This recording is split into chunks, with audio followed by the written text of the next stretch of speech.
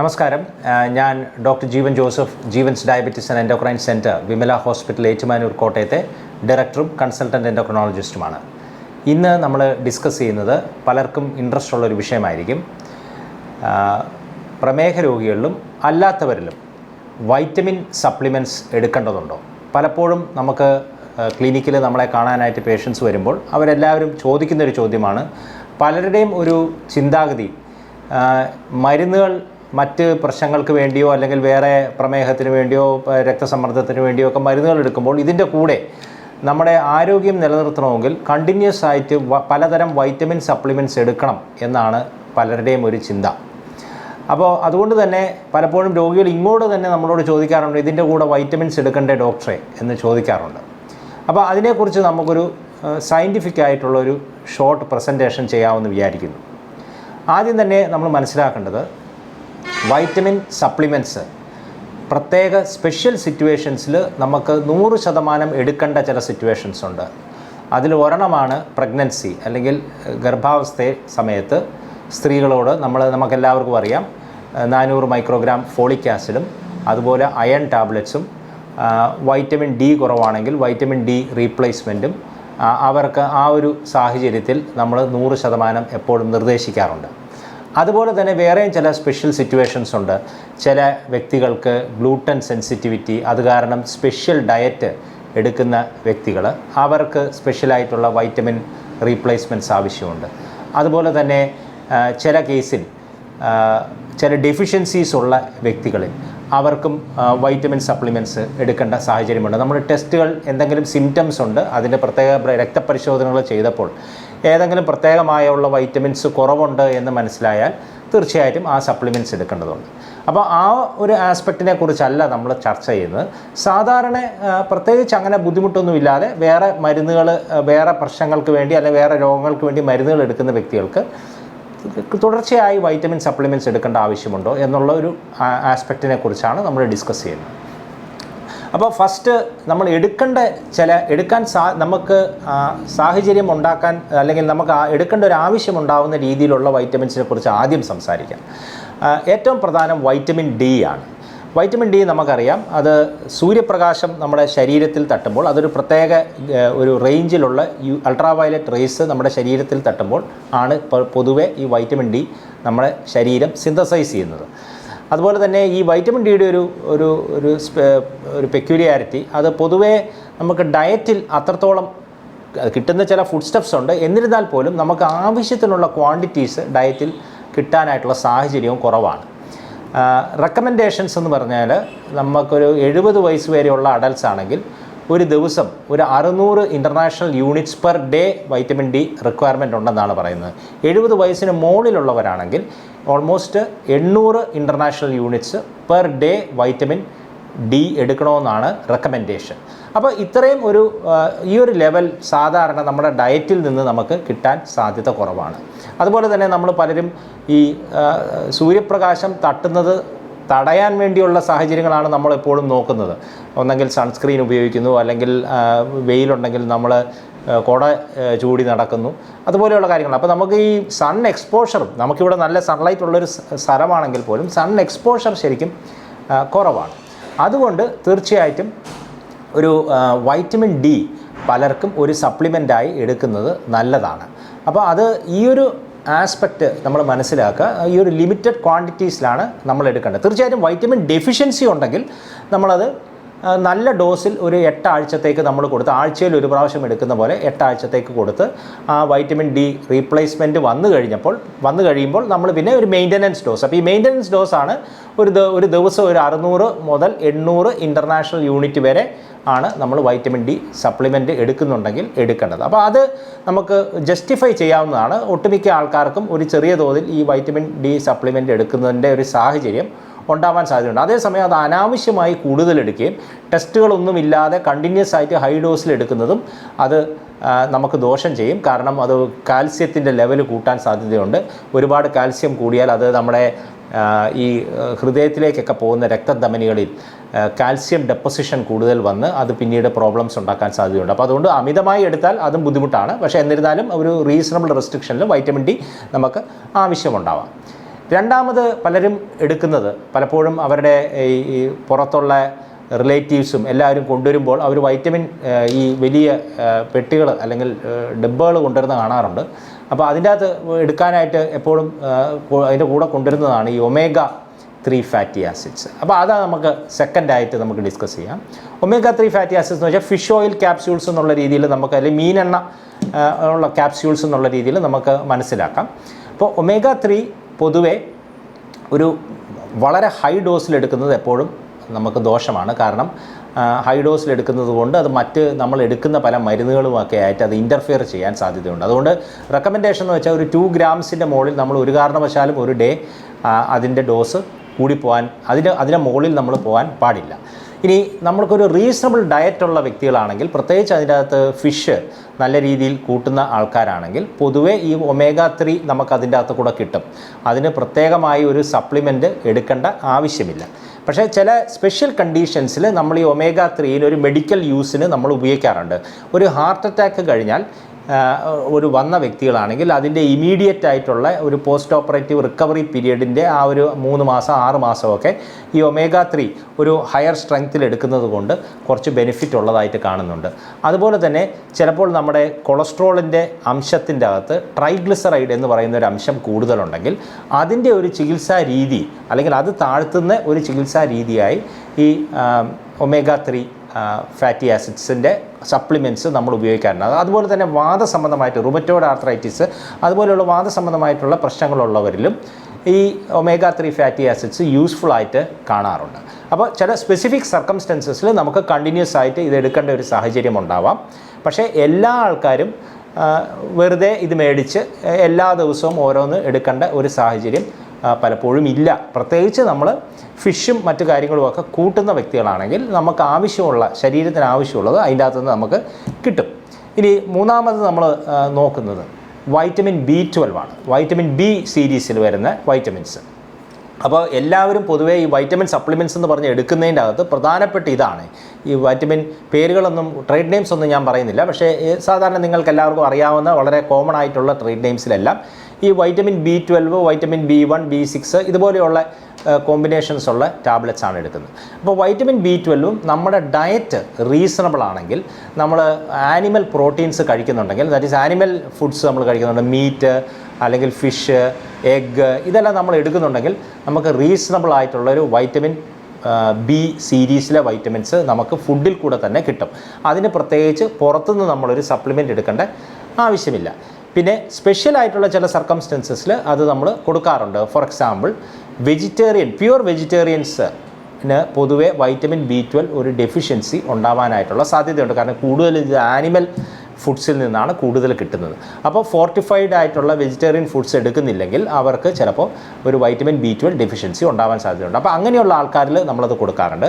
പലപ്പോഴും നമുക്ക് ഹീമോഗ്ലോബിൻ കുറഞ്ഞു നിൽക്കുന്ന സാഹചര്യത്തിൽ അതിൻ്റെ ഭാഗമായിട്ട് ചെയ്യുന്ന ടെസ്റ്റുകളിൽ നമ്മുടെ വൈറ്റമിൻ B12 കുറഞ്ഞു നിൽക്കുന്നു എന്നുള്ള ഒരു സാഹചര്യം ഉണ്ടെങ്കിൽ പലപ്പോഴും വൈറ്റമിൻ B12ഉം ഫോളിക് ആസിഡും നമ്മൾ കൊടുക്കാറുണ്ട്.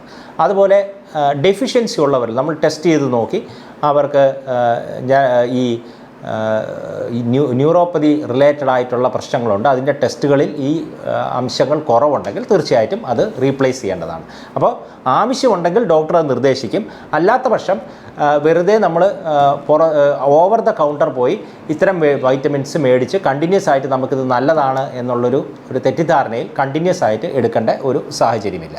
ഇനി നമ്മൾ ഡിസ്കസ് ചെയ്യുന്ന അടുത്തത് അയൺ ആണ്. അപ്പോൾ അയൺ ആൻഡ് മെഗ്നീഷ്യം ഇത് രണ്ടും നമുക്ക് ഒന്ന് ഡിസ്കസ് ചെയ്യാം.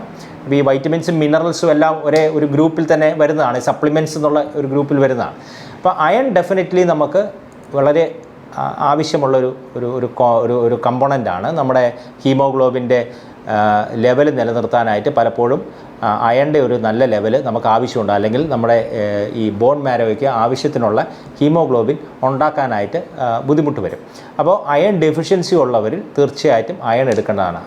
അതുപോലെ തന്നെ ഒരുപാട് ബ്ലഡ് ലോസ്, എന്തെങ്കിലും ഒരു പ്രത്യേക കാരണത്താൽ അനാവശ്യമായിട്ട് ബ്ലഡ് പോകുന്ന സാഹചര്യം ഉണ്ടെങ്കിൽ അതിൻ്റെ ഭാഗമായിട്ടും അനീമിയ ഉണ്ടാവാം, അല്ലെങ്കിൽ ഹീമോഗ്ലോബിൻ കുറഞ്ഞു നിൽക്കാം. അതിൻ്റെ റീപ്ലേസ്മെൻറ്റിൻ്റെ ഭാഗമായിട്ടും നമ്മൾ അയൺ ടാബ്ലറ്റ്സ് കൊടുക്കാറുണ്ട്. അപ്പോൾ തീർച്ചയായിട്ടും അയൺ ചിലപ്പോൾ നമ്മൾ റീപ്ലേസ് ചെയ്യേണ്ടി വരാറുണ്ട്. പലപ്പോഴും ഈ അയൺ എടുക്കുമ്പോഴുള്ളൊരു ബുദ്ധിമുട്ട് അത് പല പ്രിപ്പറേഷൻസും അയണിൻ്റെ പല പ്രിപ്പറേഷൻസും നമുക്ക് വയറ്റിലെ ബുദ്ധിമുട്ടുകൾ ഉണ്ടാക്കും. പലർക്കും ഈ വയറ്റിലെ ഗ്യാസ്ട്രോ ഇൻറ്റസ്റ്റൈനൽ പ്രോബ്ലംസ് കാരണം അവർക്ക് സഫിഷ്യൻറ്റ് ഡോസിൽ അയൺ എടുക്കാൻ ബുദ്ധിമുട്ട് വരാറുണ്ട്. അപ്പോൾ അങ്ങനെയുള്ളവർക്ക് നമ്മൾ ഡ്രിപ്പ് വഴി അയൺ റീപ്ലേസ്മെൻറ്റ് നമ്മൾ കൊടുക്കാറുണ്ട്. അപ്പോൾ അതാകുമ്പോൾ ഈ പ്രശ്നങ്ങളൊന്നും ഇല്ലാതെ നല്ല രീതിയിൽ തന്നെ ഒരു റീപ്ലേസ്മെൻറ്റ് കിട്ടും. അപ്പോൾ അയൺ നമുക്ക് ഇമ്പോർട്ടൻ്റ് ആണ്. അത് പല ഫുഡ് സ്റ്റഫ്സിൽ നിന്ന് നമുക്ക് നോർമലായിട്ട് കിട്ടും. സ്പിനാച്ചിൽ നിന്ന്, അതുപോലെ തന്നെ ഗ്രീൻ ലീഫി വെജിറ്റബിൾസ്, അതുപോലെ ആനിമൽ ഫുഡ്സ്, ഇതിൻ്റെ അകത്ത് നിന്നൊക്കെ നല്ല രീതിയിൽ അയൺ കിട്ടും. അപ്പോൾ ഈ ഡെഫിഷ്യൻസി ഉണ്ടാകുന്നത് പലപ്പോഴും നമുക്ക് ബ്ലഡ് ലോസോ അതുപോലെയുള്ള പ്രശ്നങ്ങളുള്ളത് കൊണ്ടാണ്. അപ്പോൾ അങ്ങനെ അയൺ ഡെഫിഷ്യൻസി ഉണ്ടെങ്കിൽ തീർച്ചയായിട്ടും അയൺ റീപ്ലേസ്മെൻറ്റ് എടുക്കുന്നത് നല്ലതാണ്. ഇനി അടുത്തത് നമ്മൾ മെഗ്നീഷ്യവും നമുക്ക് വളരെ ഇമ്പോർട്ടൻ്റ് ആയിട്ട് ആവശ്യമുള്ളൊരു കമ്പോണൻ്റാണ്. മെഗ്നീഷ്യം പലപ്പോഴും നമ്മുടെ ഡയറ്റിൽ നമുക്ക് അത്രത്തോളം കിട്ടാറില്ല. ആൻഡ് പല ആൾക്കാർക്കും ഇതിൻ്റെ ഒരു ഡെഫിഷ്യൻസി ഉണ്ടാവാൻ സാധ്യതയുണ്ട്. പലപ്പോഴും ഈ മസിൽ ക്രാംസും അതുപോലെയുള്ള പ്രശ്നങ്ങൾ വരുമ്പോൾ നമ്മളൊരു short course magnesium containing supplements നമ്മൾ കൊടുത്താൽ പലപ്പോഴും അതിന് നല്ലൊരു റിക്കവറി, മസിൽ ക്രാംസ് എന്ന് വെച്ചാൽ കാലിങ്ങനെ രാത്രി ഭയങ്കരമായിട്ട് കോച്ചി പിടിക്കുക അതുപോലെയുള്ള പ്രശ്നങ്ങൾ വരുമ്പോൾ നമ്മൾ ചിലപ്പോൾ ഒരു ഷോർട്ട് കോഴ്സ് കൊടുത്താൽ വളരെ എഫക്റ്റീവായിട്ട് അത് കാണാറുണ്ട്. പക്ഷേ അതേസമയം മെഗ്നീഷ്യത്തിന് ഒരു വളരെ ടൈറ്റ് ഒരു അപ്പർ ലിമിറ്റും ലോവർ ലിമിറ്റും ഉള്ള ഒരു മിനറലാണ്. അതുകൊണ്ട് അത് വളരെ മോണിറ്ററിങ്ങിലാണ് നമ്മൾ അത് എടുക്കേണ്ടത്, അല്ലാതെ കണ്ടിന്യൂസ് ആയിട്ട് മാസങ്ങളോളം എടുക്കേണ്ട ഒരു സപ്ലിമെൻ്റ് അല്ല. അപ്പോൾ അത് നമ്മൾ നോക്കിയിട്ട് ഡോക്ടർ നിങ്ങൾക്ക് നിർദ്ദേശിക്കുകയാണെങ്കിൽ മാത്രമാണ് അങ്ങനെ മെഗ്നീഷ്യം കണ്ടെയ്നിങ് സപ്ലിമെൻറ്റ്സ് നമ്മൾ എടുക്കേണ്ടത്. പലപ്പോഴും നമ്മൾ ചെയ്യുന്നതെന്ന് വെച്ചാൽ നമ്മളൊരു സപ്ലിമെൻറ്റ് മേടിക്കുമ്പോൾ അതിൻ്റെ ലിസ്റ്റിൻ്റെ അകത്ത് എന്തൊക്കെ ഉണ്ടെന്നുള്ളത് നമ്മൾ കെയർഫുള്ളായിട്ട് നോക്കിയിട്ട് വേണം. കാരണം എല്ലാ സപ്ലിമെൻറ്റ് ടാബ്ലറ്റ്സിലും എല്ലാ കാര്യങ്ങളും കറക്റ്റ് കോൺസെൻട്രേഷനിൽ ഉണ്ടാവണമെന്ന് നിർബന്ധമില്ല. അപ്പോൾ അത് നോക്കിയിട്ട് ഒരു ഡോക്ടറുടെ നിർദ്ദേശപ്രകാരമാണ് നമ്മൾ എടുക്കേണ്ടത്. ഇനി ഒരു ചോദ്യം, പ്രമേഹ രോഗികൾക്ക് പ്രത്യേകമായ എന്തെങ്കിലും സപ്ലിമെൻറ്റ്സ് എടുക്കേണ്ട സാഹചര്യമുണ്ട്? ഇതിപ്പോൾ ഇതുവരെ നമ്മൾ പറഞ്ഞത് വളരെ ജനറൽ ആയിട്ടുള്ളൊരു അഡ്വൈസാണ് പറഞ്ഞത്. അപ്പോൾ പ്രമേഹ രോഗികളിൽ സാധാരണ നമ്മൾ കാണുന്നത് വൈറ്റമിൻ സി, പ്രത്യേകിച്ച് ഈ പ്രമേഹം കാരണം ഉണ്ടാകുന്ന ഫുഡ് അൾസർ, അതുപോലെ തന്നെ കാലിൽ വരുന്ന വ്രണങ്ങൾ, അങ്ങനെയുള്ള കാര്യങ്ങൾ ഹീൽ ചെയ്യുന്നതിൻ്റെ ഭാഗമായിട്ട് വൈറ്റമിൻ സി എടുക്കുന്നതിൽ കുറച്ച് ബെനിഫിറ്റ് ചില സ്റ്റഡീസിൽ കണ്ടിട്ടുണ്ട്. അപ്പോൾ തീർച്ചയായിട്ടും അത് ചിലപ്പോൾ ചില കേസുകളിൽ നമുക്ക് കൺസിഡർ ചെയ്യാവുന്നതാണ്. അതുപോലെ തന്നെ പ്രമേഹത്തിന് വേണ്ടി ചികിത്സയ്ക്ക് വേണ്ടി ഉപയോഗിക്കുന്ന മെറ്റ്ഫോമിൻ എന്ന് പറയുന്ന ഒരു ഗുളികയിലും, ആ ഗുളിക വർഷങ്ങളോളം ഒത്തിരി കാലമായിട്ട് എടുക്കുന്ന വ്യക്തികളിൽ ചിലപ്പോൾ വൈറ്റമിൻ B12 ഒരു ഡെഫിഷ്യൻസി കാണാൻ സാധ്യതയുണ്ട്. അപ്പോൾ അങ്ങനെയുള്ളവർക്കും ചിലപ്പോൾ ഒരു ഷോർട്ട് കോഴ്സ് നമ്മൾ വൈറ്റമിൻ B12 സപ്ലിമെൻറ്റേഷൻ കൊടുക്കാറുണ്ട്. ഇപ്പോൾ ഇതിലെല്ലാം നമ്മൾ മനസ്സിലാക്കേണ്ടത്, നമുക്കൊരു കൃത്യമായ ഒരു റീസൺ ഉണ്ടെങ്കിൽ നമ്മൾ ആ റീസൺ മറികടക്കാൻ വേണ്ടി കുറച്ച് നാളത്തേക്ക് നമ്മളൊരു റീപ്ലേസ്മെൻറ്റ് കൊടുക്കും. അല്ലാതെ എപ്പോഴും നമ്മൾ മരുന്നെടുക്കുമ്പോൾ അതിൻ്റെ കൂടെ കണ്ടിന്യൂസ് ആയിട്ട് വൈറ്റമിൻ റീപ്ലേസ്മെൻറ്റ് എപ്പോഴും എല്ലാത്തരം വൈറ്റമിൻ റീപ്ലേസ്മെൻറ്റ്സും എടുക്കേണ്ട കാര്യമില്ല. പിന്നെ പലപ്പോഴും പലരും കണ്ടിരിക്കുന്ന ഒരെണ്ണമാണ് ഈ വൈറ്റമിൻ ഇ, അല്ലെങ്കിൽ ഒരു പച്ച നിറത്തിൽ ഉള്ള ഒരു ക്യാപ്സ്യൂൾ. അപ്പോൾ ഇത് പലരും ഈ കോച്ചിപ്പിടുത്തത്തിന് വേണ്ടി ആരെങ്കിലും തുടങ്ങിയിട്ടുണ്ടാവും, പിന്നീട് അത് കണ്ടിന്യൂസ് ആയിട്ട് വർഷങ്ങളോളം എടുക്കുന്ന സാഹചര്യം കാണാറുണ്ട്. അപ്പോൾ തീർച്ചയായിട്ടും ഇത് ചെയ്യാൻ പാടില്ല. വൈറ്റമിൻ ഇന് സ്പെസിഫിക് ആയിട്ടുള്ള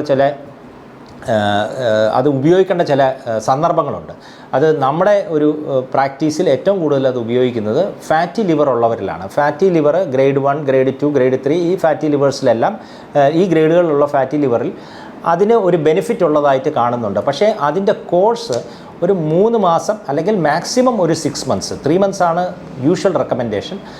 അപ് ടു 6 മന്ത്സ് വരെ വേണമെങ്കിൽ പോകാം. പക്ഷേ അത് കണ്ടിന്യൂസ് ആയിട്ട് എടുക്കുന്നത് നമുക്ക് നല്ലതല്ല. ആക്ച്വലി വൈറ്റമിൻ ഇ കണ്ടിന്യൂസ് ആയിട്ട് ഒത്തിരി കാലം എടുത്താൽ അത് നമ്മുടെ ഹൃദയത്തിനെ അത് പ്രതികൂലമായി ബാധിക്കാൻ സാധ്യതയുണ്ട്. അപ്പോൾ അതുകൊണ്ട് ഇത് എടുക്കുന്നുണ്ടെങ്കിൽ അത് നിർദ്ദേശപ്രകാരം ആ ഒരു 3 മാസത്തേക്കോ, അല്ലെങ്കിൽ ആ ഒരു ലിവറിൻ്റെ ആ ഒരു പ്രശ്നം, അങ്ങനെ ലിവറിൻ്റെ അകത്ത് കൊഴുപ്പ് അടിഞ്ഞു ചേർന്ന് അങ്ങനെ ഒരു ബുദ്ധിമുട്ട്, അങ്ങനെ ഒരു പ്രശ്നമുണ്ട്, അത് നമുക്ക് ട്രീറ്റ് ചെയ്യണമെന്നുണ്ടെങ്കിൽ തീർച്ചയായിട്ടും അതിൻ്റെ ഭാഗമായിട്ട് ഒരു ഷോർട്ട് കോഴ്സ് നമുക്ക് എടുക്കാവുന്നതാണ്.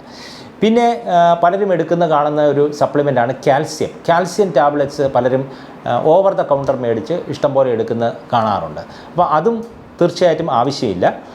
നമ്മൾ റീസണബിൾ ആയിട്ടുള്ള ആനിമൽ ഫുഡ്സും അതുപോലെയുള്ള ഡയറ്റും എഗ്ഗും അങ്ങനത്തെ കാര്യങ്ങളൊക്കെ എടുക്കുന്നുണ്ടെങ്കിൽ നമുക്ക് ആവശ്യമുള്ള കാൽസ്യം അതിൻ്റെ അകത്ത് കിട്ടും.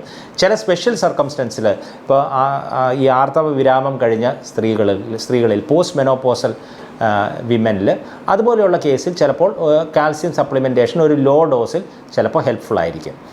പക്ഷേ നമ്മൾ മനസ്സിലാക്കേണ്ട ഒരു കാര്യം, ഇത് കണ്ടിന്യൂസ് ആയിട്ട് നമ്മൾ 2-3 ഗുളികയൊക്കെ അങ്ങനെ കണ്ടിന്യൂസ് ആയിട്ട് എല്ലാ ദിവസവും എടുത്തുകൊണ്ടിരുന്നാൽ അതിന് നമുക്ക് ദോഷമേ ഉണ്ടാവുള്ളൂ. നമുക്ക് ഈ മൂത്രത്തിൽ കല്ലുണ്ടാവാൻ സാധ്യതയുണ്ട്. അതുപോലെ ഞാൻ നേരത്തെ പറഞ്ഞതുപോലെ ഈ കാൽസ്യം കൂടിയാൽ ഈ ബോണിൽ അത് ഡെപ്പോസിറ്റ് ചെയ്യുന്നതിന് പകരം അത് നമ്മുടെ മറ്റ് അവയവങ്ങളിലും രക്തധമനികളിലും ഇത് ഡെപ്പോസിറ്റ് ചെയ്ത് കാൽസ്യം കൂടുന്നത് കൊണ്ട് അത് കാരണമുള്ള ബുദ്ധിമുട്ടുകളും ഹൃദ്രോഗ സംബന്ധമായിട്ടുള്ള പ്രശ്നങ്ങളുമൊക്കെ നമുക്കുണ്ടാവാൻ സാധ്യതയുണ്ട്. അപ്പോൾ അതൊരു എപ്പോഴും നമുക്ക് ഹെൽപ്ഫുൾ ആയിട്ടുള്ളൊരു സാധനമല്ല. അതും ആവശ്യാനുസൃതം നമ്മൾ നോക്കി അതിൻ്റെ മെഷർമെൻറ്റ്സും അതിൻ്റെ ടെസ്റ്റുകളും ചെയ്തിട്ട് എടുക്കേണ്ടതാണ്. ഇതിനോടനുബന്ധിച്ച് തന്നെ ഉള്ളൊരു വൈറ്റമിനാണ് വൈറ്റമിൻ K2. ഇത് പലരും എടുത്ത് കാണാറില്ല. പക്ഷേ ഇത് മേ ബി ഒരു വളരെ ഇമ്പോർട്ടൻ്റ് ആയിട്ടുള്ളൊരു വൈറ്റമിൻ ആയിരിക്കാം പല പഠനങ്ങളിലും കാണുന്നത്. ഞാൻ നേരത്തെ പറഞ്ഞതുപോലെ ഈ കാൽസ്യം ബോണിലേക്കാണ് പോകേണ്ടത്, നമ്മുടെ എല്ലിലേക്കാണ് കാൽസ്യം ചെന്ന് സ്റ്റോർ ആവേണ്ടത്. അവിടെയാണ് അതിൻ്റെ ശരിക്കുമുള്ള ഒരു സ്റ്റോറേജ് സൈറ്റ്. അപ്പോൾ അതല്ലാതെ മറ്റ് സ്ഥലങ്ങളിൽ ഡെപ്പോസിറ്റ് ചെയ്യുന്നത് ഈ K2 വൈറ്റമിൻ K2ൻ്റെ ഒരു ഡെഫിഷ്യൻസി ഉണ്ടെങ്കിൽ ഈ കാൽസ്യം അനാവശ്യമായിട്ടുള്ള സൈറ്റുകളിൽ പോയി ഡെപ്പോസിറ്റ് ആവാൻ സാധ്യതയുണ്ട്. വൈറ്റമിൻ K2ൻ്റെ ഒരു സഫിഷ്യൻറ്റ് ഡോസ് നമ്മുടെ ഡയറ്റിൽ കിട്ടാനായിട്ടുള്ള സാധ്യതയും വളരെ യൂഷ്വലി കുറവാണ്. അതുകൊണ്ട് നിങ്ങൾക്ക് ഈ ഓൺലൈൻ സൈറ്റ്സ് ആമസോൺ അതുപോലെയുള്ള ഓൺലൈൻ സൈറ്റ്സിൽ പോയാൽ സപ്ലിമെൻറ്റിൻ്റെ ഭാഗമായിട്ട് വൈറ്റമിൻ D3യുടെ ഒരു 600 ഇൻ്റർനാഷണൽ യൂണിറ്റും വൈറ്റമിൻ K2ൻ്റെ ഒരു 55 മൈക്രോഗ്രാംസുമുള്ള കോമ്പിനേഷൻസ് കാണാൻ പറ്റും. അപ്പോൾ അത്തരം കോമ്പിനേഷൻസ് ചിലപ്പോൾ ഹെൽപ്ഫുൾ ആയിരിക്കാം. അതൊരു നിങ്ങളെ ട്രീറ്റ് ചെയ്യുന്ന ഡോക്ടറിൻ്റെ നിർദ്ദേശപ്രകാരം അങ്ങനെ ഒരു കോമ്പിനേഷൻ എടുക്കുന്നത് കൊണ്ട് നിങ്ങൾക്ക് ബെനിഫിറ്റ് ഉണ്ടോ എന്നുള്ളത് തീർച്ചയായിട്ടും ഡിസ്കസ് ചെയ്യാവുന്നതാണ്. 2019 2020 നടന്ന വലിയ പഠനങ്ങളിൽ ഒബ്സർവേഷൻ സ്റ്റഡീസാണ്, മെറ്റാ അനാലിസിസ് അതുപോലെയുള്ള ഒബ്സർവേഷൻ സ്റ്റഡീസിലെല്ലാം വൈറ്റമിൻ K2ൻ്റെ ഡെഫിഷ്യൻസി അത് കുറയ്ക്കാനായിട്ടുള്ള മരുന്നെടുക്കുന്ന അതിൻ്റെ സപ്ലിമെൻ്റ് എടുക്കുന്ന വ്യക്തികളിൽ ഹൃദ്രോഗം കുറയുന്നതായിട്ട് ഉള്ളൊരു അസോസിയേഷൻ ഇതിൽ കണ്ടിട്ടുണ്ട്. അപ്പോൾ അതുകൊണ്ട് നമുക്ക് കുറച്ച് എവിഡൻസ് ഉണ്ട് ഈ വൈറ്റമിൻ K2ൻ്റെ ഡെഫിഷ്യൻസി നമ്മൾ ക്ലിയർ ചെയ്യുന്നതുകൊണ്ട് നമുക്കൊരു ബെനിഫിറ്റ് ഉണ്ടെന്നുള്ളൊരു എവിഡൻസ് നമുക്കുണ്ട്. അപ്പോൾ ആ ഒരു ആസ്പെക്റ്റ് നമ്മൾ ഓർത്ത് വയ്ക്കുക. ഇനി അവസാനമായിട്ട് നമ്മൾ ഡിസ്കസ് ചെയ്യുന്നത്, പലരും എന്നോട് ചോദിക്കുന്നതാണ് ഈ ടർമറിക് അല്ലെങ്കിൽ കുർക്കുമിൻ എന്ന് പറയുന്ന ഇത് നമ്മൾ കലക്കി കുടിക്കുന്നത് നല്ലതാണോ, അല്ലെങ്കിൽ അതിൻ്റെ സപ്ലിമെൻറ്റിനെ കുറിച്ചുള്ള നമ്മുടെ അഭിപ്രായം എന്താണെന്ന് പലരും ചോദിക്കാറുണ്ട്. അപ്പോൾ ഈ ടെർമറിക് എന്ന് പറയുന്നത് അതിൻ്റെ അകത്ത് ഉള്ള ആക്റ്റീവ് കമ്പോണൻ്റാണ് ഈ കുർക്കുമിൻ എന്ന് പറയുന്നത്. അപ്പോൾ കുർക്കുമിൻ എന്നുള്ള കമ്പോണൻറ്റ് സെപ്പറേറ്റ് ചെയ്ത് അത് കോൺസെൻട്രേറ്റഡ് ആയിട്ട് വരുന്ന സപ്ലിമെൻറ്റ്സ് ഉണ്ട്. അപ്പോൾ ഒരു കാര്യം, ഈ ടർമറിക് മാത്രം കലക്കി കുടിക്കുന്നത് കൊണ്ട് വലിയ ഗുണമൊന്നുമില്ല. കാരണം അതിനകത്ത് ഒരു 3 to 6% കുർക്കുമിൻ മാത്രമേ ഉള്ളൂ. കുർക്കുമിൻ പൊതുവേ അങ്ങനെ അത്ര അബ്സോർബ് ചെയ്യാൻ പറ്റുന്ന, നമ്മുടെ ശരീരത്തിന് അത്ര അബ്സോർബ് ചെയ്യാൻ പറ്റുന്ന ഒരു കമ്പോണൻ്റ് അല്ല. നമ്മളത് കഴിക്കുകയാണെങ്കിൽ നമ്മുടെ കുടലിൽ നിന്ന് അത് അബ്സോർബ് ചെയ്യാനുള്ള സാധ്യതയും വളരെ കുറവാണ്. അതിൻ്റെ ഒരു 3 to 4% അബ്സോർബ് ആവുള്ളൂ. അതുകൊണ്ട് ഹൈ സ്ട്രെങ്ത് ഈ കുർക്കുമിൻ സപ്ലിമെൻറ്റ്സ് ചില കണ്ടീഷൻസിൽ യൂസ്ഫുൾ ആയിട്ട് കണ്ടിട്ടുണ്ട്. പ്രത്യേകിച്ച് ആൻറ്റി ഇൻഫ്ലമേറ്ററി ആയിട്ട് ഈ റുമറ്റോയിഡ് ആർത്രൈറ്റിസ് അതുപോലെയുള്ള വാദസംബന്ധമായിട്ടുള്ള പ്രശ്നങ്ങളിൽ അത് യൂസ്ഫുൾ ആയിട്ട് കണ്ടിട്ടുണ്ട്. അപ്പോൾ അങ്ങനെയുള്ള കേസിൽ ഡോക്ടർ നിർദ്ദേശിക്കുന്ന അനുസരിച്ച് നിങ്ങൾക്ക് വേണമെങ്കിൽ അതിൻ്റെ ഹൈ സ്ട്രെങ്ത് ആയിട്ടുള്ള അല്ലെങ്കിൽ അതിൻ്റെ കോൺസെൻട്രേറ്റഡ് കുർക്കുമിൻ മാത്രമുള്ള വെർഷൻസ് ഒരു ഡ്രഗ് ടാബ്ലറ്റ് പോലെ അവൈലബിൾ ആണ്. അപ്പോൾ അങ്ങനെ ഒരു ഷോർട്ട് കോഴ്സ് എടുക്കുന്നതിനോട് നമുക്ക് അത് വേണമെങ്കിൽ സയൻറ്റിഫിക്കലി ജസ്റ്റിഫൈ ചെയ്യാവുന്നതാണ്. പക്ഷേ നമ്മൾ ഈ മഞ്ഞൾ കലക്കി കുടിക്കുന്നത് അല്ലെങ്കിൽ ടർമറിക് കലക്കി കുടിക്കുന്നത് കൊണ്ട് നമ്മൾ ഈ ഉദ്ദേശിക്കുന്ന ബെനിഫിറ്റ് നമുക്ക് കിട്ടുന്നില്ല എന്നുള്ളത് മനസ്സിലാക്കുക. അപ്പോൾ ആ ഒരു ആസ്പെക്റ്റ് നമ്മൾ ഈ ഒരു ചോദ്യത്തിൻ്റെ ഉത്തരം നമുക്ക് അതിനെക്കുറിച്ച് കൂടുതലായിട്ട് അറിയണമെങ്കിൽ അത് നിങ്ങൾക്ക് ഗൂഗിൾ ചെയ്ത് അതിൻ്റെ സ്റ്റഡീസും കാര്യങ്ങളും എല്ലാം പ്രത്യേകമായിട്ടുണ്ട്. ഇനി ഏറ്റവും അവസാനം നമ്മൾ ഇതെല്ലാം എടുക്കുമ്പോഴും നമുക്ക് ചില രീതിയിൽ നമ്മൾ ഫുഡുമായിട്ട് ഇത് കണക്ട് ചെയ്ത് ചിലത് എടുക്കുകയാണെങ്കിൽ അതിൻ്റെ അബ്സോർപ്ഷൻ ബെറ്റർ ആകും. ഫോർ എക്സാമ്പിൾ വൈറ്റമിൻ B12 നമ്മൾ എടുക്കുമ്പോൾ ഫുഡിൻ്റെ കൂടെ എടുക്കുന്നതാണ് നല്ലത്. അതുപോലെ അയൺ എടുക്കുമ്പോൾ അതിൻ്റെ കൂടെ വൈറ്റമിൻ സിയും കൂടി ഉണ്ടെങ്കിൽ അത് എടുക്കുന്നതിലൂടെ നമുക്ക് അയണിൻ്റെ അബ്സോർപ്ഷൻ ബെറ്റർ ആക്കാൻ പറ്റും. അതുപോലെ ചില മെഡിസിൻസ്, ചില സപ്ലിമെൻറ്റ്സ് നമ്മൾ എടുക്കുമ്പോൾ ആ സപ്ലിമെൻറ്റ് ബൈ ഇറ്റ്സെൽഫ് എടുക്കുന്നതാണ് നല്ലത്. അപ്പോൾ ചിലത് ഫുഡും ഫാറ്റ് കണ്ടെയ്നിങ് ഫുഡ്സിൻ്റെ കൂടെ ബെറ്റർ ആയിട്ട് അബ്സോർബ് ആവും, ചിലത് ബൈ ഇറ്റ്സെൽഫ് എംപ്റ്റി സ്റ്റൊമക്കിൽ എടുക്കുന്നതാണ് നല്ലത്. അപ്പോൾ ഇതും നിങ്ങൾ ഓവർ ദ കൗണ്ടർ നിങ്ങൾ പോയി മേടിച്ച് സപ്ലിമെൻറ്റ്സ് എടുക്കാതിരിക്കുക. സപ്ലിമെൻറ്റ്സ് എടുക്കേണ്ട സാഹചര്യം ഉണ്ടെങ്കിൽ, അല്ലെങ്കിൽ അങ്ങനെ നിങ്ങൾക്ക് എന്തെങ്കിലും ഒരു ഡൗട്ട് ഉണ്ടെങ്കിൽ, നിങ്ങൾ ട്രീറ്റ് ചെയ്യുന്ന ഡോക്ടറുമായിട്ട് ഡിസ്കസ് ചെയ്തിട്ട് നിങ്ങൾ ഡോക്ടറിൻ്റെ ഒരു നിർദ്ദേശപ്രകാരം നിങ്ങൾ എടുക്കാൻ ശ്രമിക്കുക. കാരണം ഈ പല സപ്ലിമെൻറ്റ്സിനും പല മെഡിസിൻസുമായിട്ട് ഇൻട്രാക്ഷൻ ഉണ്ട്. അത് പലർക്കും അറിവുള്ള ഒരു കാര്യമല്ല. പ്രത്യേകിച്ച് ഈ ബ്ലഡ് തിന്നിങ് മെഡിക്കേഷൻസ് എടുക്കുന്നവർ, വാർഫറിൻ അതുപോലെയുള്ള ബ്ലഡ് തിന്നിങ് മെഡിക്കേഷൻസ് എടുക്കുന്നവർക്ക് വളരെ കെയർഫുൾ ആയിരിക്കണം. കാരണം ഈ സപ്ലിമെൻറ്റ്സ് എല്ലാം ഇത്തരം മെഡിക്കേഷൻസിൻ്റെ ലെവൽസ്, അതിൻ്റെ അബ്സോർപ്ഷൻ, അതിൻ്റെ എഫക്റ്റും ഒക്കെ ആയിട്ട് അതിന് ഇൻട്രാക്ട് ചെയ്യാനായിട്ടുള്ളൊരു സാഹചര്യമുണ്ട്. അപ്പോൾ അതുകൊണ്ട് അത് കെയർഫുള്ളായിട്ട് നോക്കിയെടുക്കുക. അപ്പോൾ നിർദ്ദേശപ്രകാരം വേണ്ട സന്ദർഭങ്ങളിൽ നമ്മൾ സപ്ലിമെൻറ്റ്സ് ഉപയോഗിക്കുക. അല്ലാതെ ഓവർ ദ കൗണ്ടർ പോയി മേടിച്ച് നമ്മൾ നല്ലതാണെന്ന് വിചാരിച്ച് വർഷങ്ങളോളം അല്ലെങ്കിൽ മാസങ്ങളോളം ഈ സപ്ലിമെൻറ്റ്സ് എടുക്കുന്ന ഒരു രീതി ഉണ്ടെങ്കിൽ അത് തീർച്ചയായിട്ടും നമ്മളൊന്നും കൂടി പുനഃപരിശോധിക്കേണ്ടതാണ്. നന്ദി, നമസ്കാരം.